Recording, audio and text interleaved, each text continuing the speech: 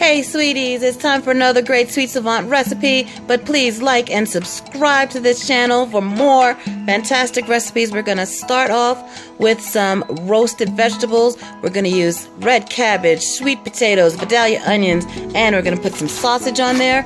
We're using red cabbage. We're going to cut it right through the core, leaving the core in place to hold the wedges together. Then we're going to move on to our sweet potato.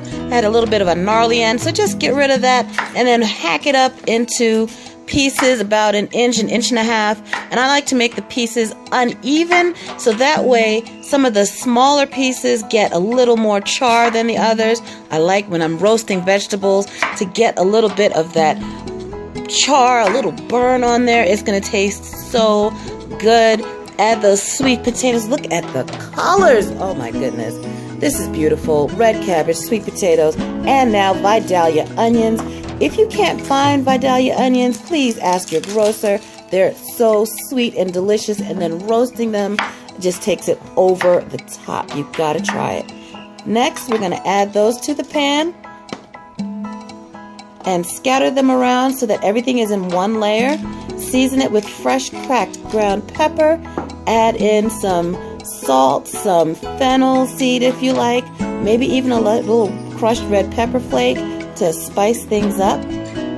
Then we're going to drizzle some grapeseed oil over the top and add our sausage to the pan. Pop it into our hot oven. We're cooking at 450 degrees. 15 minutes, you're going to turn it over and then put it back into the oven so that it cooks completely all the way through. Pop it back in, and then look at that. After 30 minutes, boom, it's done. We've got this beautiful caramelization, this char on our cabbage and on our sweet potato. The sausage is burst open, just perfect. It's all ready. Simple, easy, delicious, and it took 30 minutes to cook. Very little prep time. Check the description box for the full recipe and have a delicious day.